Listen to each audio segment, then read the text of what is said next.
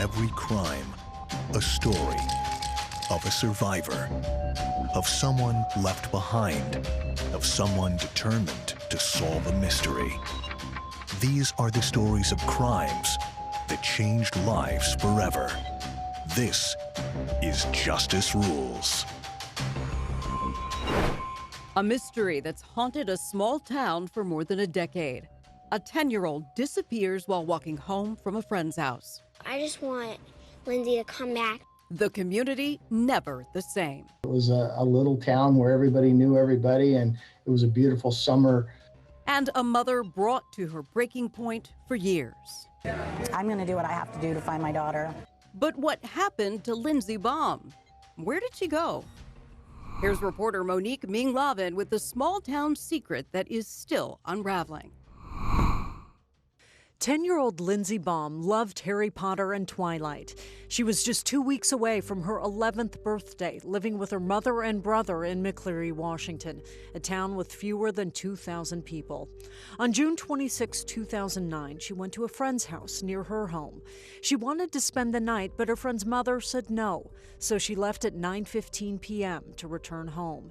It was just a 10-minute walk, 5 blocks. It was familiar, it was well lit. She was spotted by a neighbor on the way, but that would be the last time Lindsey was seen alive.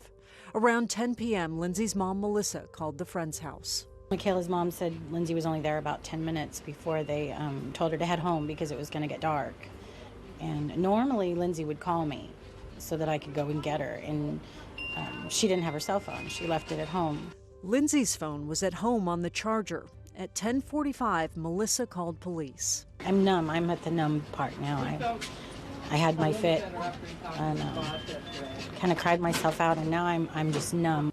Neighbors and friends joined the search. I just want Lindsey to come back because she's going to get hurt out there. They passed out flyers. All I know is I passed out about 50 of these flyers last night, and God bless Lindsey. I hope you come back. Come home. It's a tight community. Let's see you come home, kid. Investigators worked to eliminate the possibility that Lindsey ran away or caught a ride with a stranger.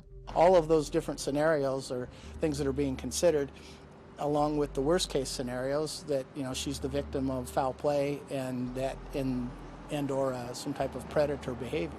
It's just scaring me a lot because it was a few days ago and she's been gone a few days. I told her no, she couldn't spend the night. If I had said yes, you can stay the night, she'd be home right now. Over the next days and weeks, law enforcement ramped up the search for Lindsey. They brought in a National Guard helicopter. The sheriff's office dive team searched a nearby creek. Other searchers emptied dumpsters to make sure nothing went untouched. The Horse Patrol joined, focusing on some wooded areas outside of town. Off-road motorcycles were added to the search as it expanded to logging roads. It is difficult because I think all of us have children or have had children at that particular age, and it's heart-wrenching. Teams fanned out in the neighborhood where Lindsey was last seen, beating bushes, knocking on doors. FBI agents continued searching the neighborhood for clues. They found nothing. 3 months later, a possible break. Law enforcement served search warrants on a property just outside McCleary. Detectives say they were acting on credible evidence when they arrived at this property. The affidavits for the warrants indicated there were discrepancies in the alibi of a man who lived there. Detectives wanted to talk to him because someone reported his car in the area where Lindsey was last seen. When police asked where he was that night, he said he was working a second job at a youth camp, but he had actually been suspended weeks earlier. Detectives say the man also made a disturbing statement to a friend the day after Lindsey disappeared. A friend said that he thought that she had been kidnapped and killed and cut up, as I recall. The homeowner told a reporter, quote, "They didn't find anything here because we didn't do anything to that little girl, and the only reason they are doing this search is he gave the wrong answer to a question by a detective on the telephone." The homeowner said the police and media had no right to put the family through the search. At the time, Lindsey's mother said she understood the family's frustration, but her daughter's life was at stake. If they end up being completely innocent, I'm sorry, but at the same time, my daughter's missing. Everybody's a suspect right now. After 2 days of searching, detectives announced they had found nothing. They said the man did not have anything to do with Lindsey's disappearance, and they were back at square one. And Melissa Baum was back to desperation. She spent her first holiday season without her daughter. 5 long months missing without a trace. Thanksgiving Day, she said, was especially hard. Excruciating. I've had hopelessness and fear, and now I've kind of hit the anger stage, and I'm going to do what I have to do to find my daughter. After the strongest lead proved fruitless, Melissa Baum couldn't hide her frustration. It's been 5 months, and they still have nothing. So we need outside help. To that end, friends organized fundraisers. We all miss Lindsey here in McCleary, and I hope these funds will help bring her back to us. Money her mother would use to hire someone to help find her daughter. I'm going to do everything to bring her home. And if that means hiring every private detective in the country, I will. She never gave up. 4 years after her 10-year-old daughter vanished, she was still posting flyers, showing people what Lindsey might then look like.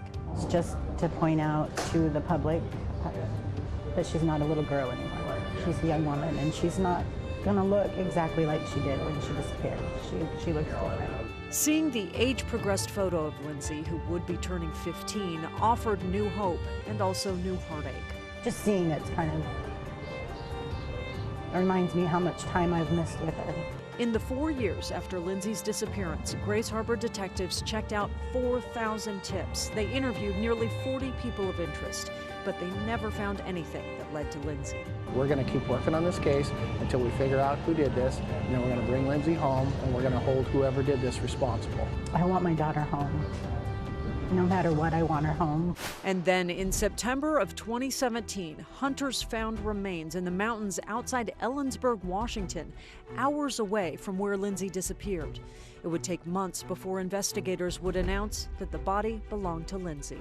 Dozens of canine teams from Washington, Idaho, and Montana, a total of more than 10 law enforcement agencies, helped search the area. It was steep with a lot of trees, large cliffs, and deep ravines. Sheriff Rick Scott said the search crews were looking for anything that would lead to information about Lindsey's killer.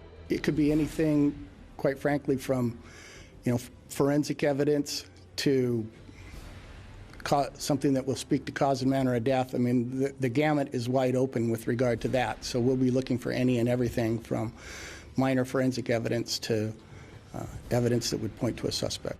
He wouldn't talk about what they found. At this point, the only people that know that information are us and the person that's responsible for this homicide and kidnapping. But Kittitas County Sheriff Gene Dana said the area was so secluded that anyone who would dump a body there had to know how to get there.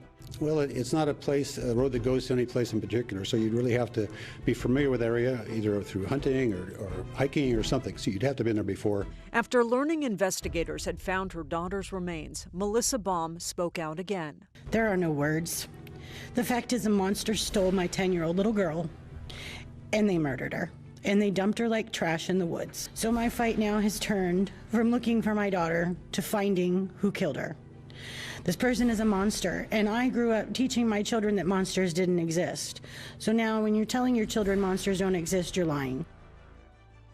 Still desperate for answers, Lindsey's mom wasn't giving up on who killed her daughter, and neither were investigators.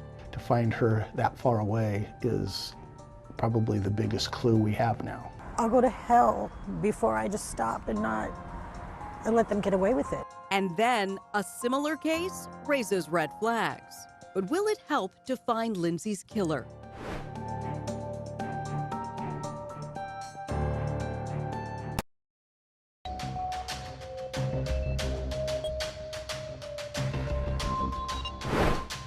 The story continues with a twist, or does it? Here again is Monique Ming-Lavin. In June of 2021, investigators started looking into a possible connection. Deputies arrested a man named Paul Beaker, accused of kidnapping and raping a 17-year-old girl in McCleary back in 2003. After the attack, she got away and went to a hospital where DNA was collected. And it wasn't until 2020 that investigators got a match. Well, Beaker was never accused of committing any crime related to Lindsey Baum. I've worked, about 27 years in law enforcement. These type of circumstances, these are the only two that come to mind. Two young girls, both from the same area, both kidnapped within years of each other. Investigators also say Beaker lived in the area at the time. We're a rural county. We don't get a lot of kidnappings overall. And to have two of them from the very same area and close to each other and similar circumstances just all of a sudden raised a bunch of red flags to them. As for a link to Baum, investigators say Beaker raised red flags, but that's as far as they would go. In a new interview in 2022, Sheriff Rick Scott said investigators were still looking into any possible connection. But at this point in time, we do not have any evidence that would support an arrest of him for anything outside of what we've already arrested him for. Scott says this is still a very active investigation. I believe today, as I believed in June of 2009, that there's somebody out there that has information that they have yet to share with anyone. It may be just some small piece of information, but I believe that there's people out there, aside from the person responsible for kidnapping and killing Lindsey, that has some idea as to who's involved. As for the steps investigators are taking now, and there's a lot of things that we have going on involving a lot of highly technical and technology that's available to us now in 2022 that wasn't available to us in 2009. Scott says over the past 13 years, the case has become extremely personal to the investigators involved. You can't do this job and not have it become personal. And these types of investigations, especially involving children, become very personal to everybody that's involved in the case. I mean, we all have children, we all have grandchildren, nieces, nephews, neighbors. You can't help but relate to it on a personal level. He believes this case forever changed the small Washington community. The face of the community has changed a lot in over a decade.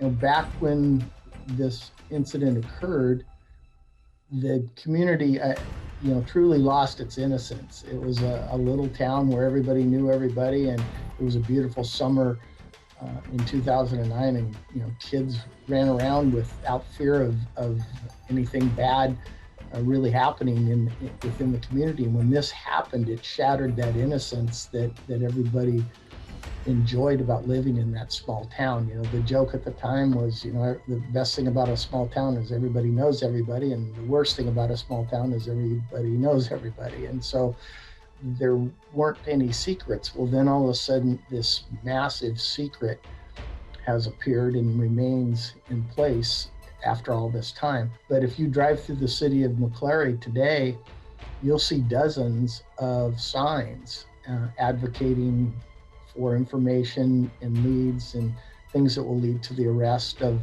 the person responsible for kidnapping and killing Lindsey Baum. But I'm going to do everything to bring her home. And if that means hiring every private detective in the country, I will. The investigation remains open.